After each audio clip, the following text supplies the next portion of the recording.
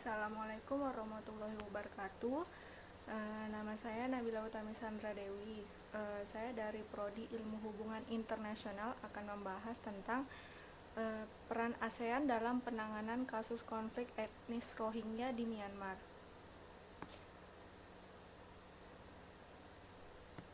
Sangat jelas bahwa kasus Rohingya melanggar Pasal 6 Statuta Roma Mahkamah Pidana Internasional yang mengatur mengenai genosida. Pada pasal 6 ini dijelaskan bahwa genosida berarti setiap perbuatan berikut ini yang dilakukan dengan tujuan untuk menghancurkan seluruhnya atau sebagian suatu kelompok nasional, etnis, ras, atau keagamaan. Bahkan pada pasal 4 Konvensi tentang Pencegahan dan Penghukuman Kejahatan Genosida juga dijelaskan bahwa orang-orang yang melakukan genosida atau setiap dari perbuatan-perbuatan lain yang disebutkan dalam pasal 3 harus dihukum. Apakah mereka adalah para penguasa yang bertanggung jawab secara konstitusional, para pejabat negara, atau individu-individu biasa? Dari kedua pasal ini tersebut bahwa sangat jelas bahwa krisis kemanusiaan di Myanmar masuk ke dalam kategori genosida. Krisis kemanusiaan yang terjadi di Myanmar tidak hanya melibatkan warga sipil setempat, namun juga kekuatan militer negara. Sikap permisif atau yang disebut juga dengan sikap terbuka, Aung San Suu Kyi menegaskan bahwa pemerintah Myanmar ikut terlibat di dalam penindasan kelompok minoritas Rohingya. Menurut teori pertanggungjawaban negara, ada unsur yang terpenuhi berdasarkan hukum internasional, yakni ada perbuatan atau kelalaian, atau yang disebut dengan act or omissions, yang dapat dipertautkan imputable kepada suatu negara, seperti halnya dalam pasal 24 Konvensi Eropa tentang hak-hak asasi manusia menyatakan bahwa setiap negara peserta diperbolehkan mengajukan keberatan terhadap negara peserta lain tanpa mengharuskan negara yang mengajukan keberatan itu sebagai korban pelanggaran hak asasi manusia yang dilakukan oleh negara yang dituduh melakukan pelanggaran tersebut. ASEAN harus berani menegakkan titik tengah atau titik temu negara anggota untuk memberikan sanksi terhadap Myanmar seperti larangan ekspor produk barang dan jasa mereka ke negara-negara ASEAN. Penghentian hubungan diplomatik sementara dengan menarik para duta besar dari Myanmar dan membuat pos-pos pengungsian sementara bagi warga Rohingya yang melakukan pengungsian ke negara ASEAN. Hal ini tentu saja akan mampu merubah peta kebijakan pemerintah Myanmar. Dikarenakan ASEAN mampu membangun integrasi internal untuk menentang pelanggaran HAM di kawasan Asia Tenggara ini. Sudah sepantasnya ASEAN memiliki lembaga atau badan khusus untuk penanganan pengungsi di kawasan Asia Tenggara. ASEAN dinilai tidak memiliki instrumen untuk mengatasi pengungsi imigran yang kebanyakan datang dari salah satu negara anggota ASEAN, yaitu Myanmar. Wakil Ketua Komisi 1 DPR Tantowi Yahya menjelaskan bahwa negara-negara ASEAN tidak melakukan upaya yang cukup untuk mendesak Myanmar menyelesaikan masalah diskriminasi terhadap etnis Rohingya di dalam negara, yang menjadi penyebab pengungsi manusia perahu ke sejumlah negara seperti Indonesia, Malaysia, dan Thailand. Dengan permasalahan yang ada di Asia Tenggara saat ini, di mana banyak sekali pengungsi baik dari luar kawasan Asia Tenggara ataupun dari luar kawasan yang melewati atau menetap di wilayah-wilayah Asia Tenggara. Hal ini memperlihatkan bahwa kebutuhan dan harapannya untuk membentuk lembaga dan aturan khusus menangani pengungsi di kawasan ASEAN. Badan ini harus segera dibentuk dikarenakan banyak lembaga-lembaga ASEAN lainnya yang tidak bisa menjalankan tugasnya karena bertabrakan dengan prinsip non-intervensi yang telah menjadi prinsip dasar hubungan antar sesama negara-negara anggota ASEAN. Selagi hanya untuk mengurusi permasalahan pengungsi saja, diharapkan badan tersebut tidak harus melanggar prinsip non-intervensi dan ASEAN sendiri dapat melaksanakan tujuannya yang tercantum dalam Piagam ASEAN untuk memberikan perlindungan terhadap seluruh masyarakat ASEAN, terutama para pengungsi yang berada di wilayah Asia Tenggara.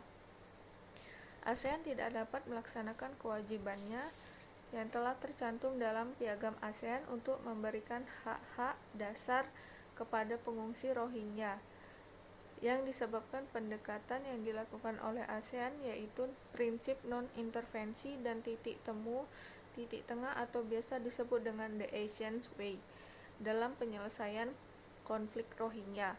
Pendekatan tersebut membuat ruang gerak ASEAN untuk mengambil sikap dalam penyelesaian konflik tersebut menjadi terbatas.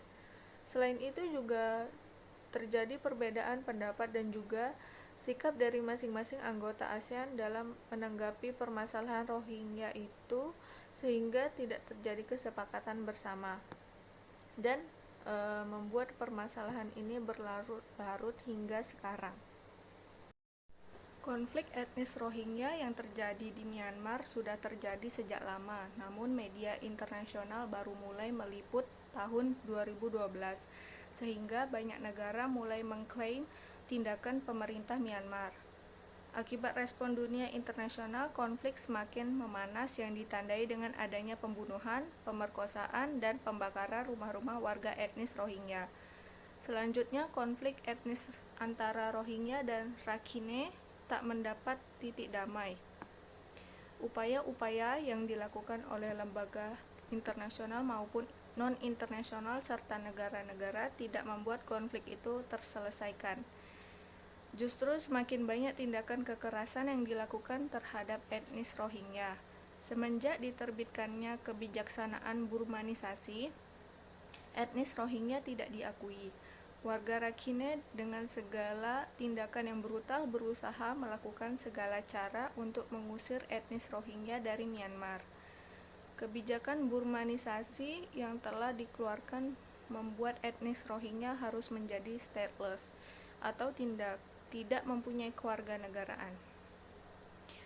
Tindakan demi tindakan kekerasan diluncurkan kepada etnis Rohingya, sehingga timbul rasa tidak nyaman yang mengharuskan etnis Rohingya harus mengungsi ke beberapa negara seperti Bangladesh, Indonesia, Malaysia, dan Thailand.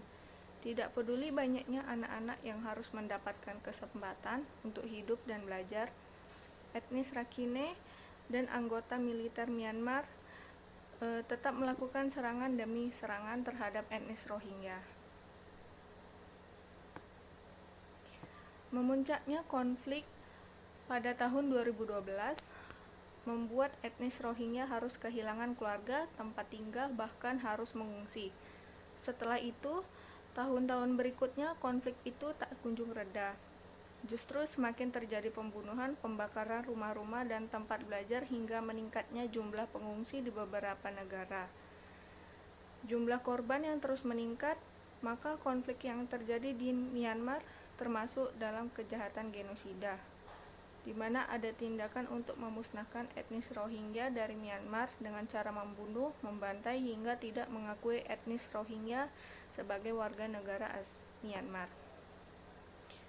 Upaya lain yang dilakukan oleh ASEAN adalah mengoptimalkan lembaga-lembaga yang telah ada di ASEAN untuk menyelesaikan permasalahan pengungsi Rohingya. Salah satunya adalah AICHR atau ASEAN Intergovernmental Commission of Human Rights sebagai badan HAM yang diharapkan dapat mempromosikan HAM di Myanmar dan memberikan proteksi terhadap para korban pelanggaran HAM agar dapat menghentikan laju pengungsi Rohingya yang tersebar di kawasan Asia Tenggara. Selain itu juga seharusnya ASEAN memiliki badan khusus dan pengaturannya untuk penanganan pengungsi yang ada di wilayah Asia Tenggara, karena banyaknya yang ada di wilayah ASEAN. Adapun upaya lain ASEAN adalah menggelar dengan the ASEAN Interparliamentary Myanmar Caucus atau yang disingkat dengan AIPMC. Komisi khusus yang dibentuk untuk menangani isu Myanmar pada pertemuan di Bali AIPMC, The Asian Interparliamentary Myanmar Caucus, menghimbau Presiden Myanmar Thein Sein untuk melanjutkan tugasnya memajukan proses demokratisasi dan penegakan hak asasi manusia di Myanmar. Myanmar harus mengambil langkah-langkah konkret dan maju menuju perundingan damai dengan kelompok-kelompok etnis yang bersenjata sebagai prasyarat untuk kemajuan demokrasi. Bunyi press rilis pertemuan pada 29 November 2011 tersebut, prinsip non-interference yang diterapkan ASEAN selama ini telah menjadikan Asia Tenggara sebagai salah satu kawasan yang memiliki tingkat stabilitas dan perdamaian terbaik dibandingkan kawasan negara berkembang lainnya. ASEAN selain sebagai penggerak utama pertumbuhan politik di kawasan juga mampu menciptakan partisipasi yang aktif dan rasa saling memiliki seluruh anggota. Sekian dari saya. Assalamualaikum warahmatullahi wabarakatuh.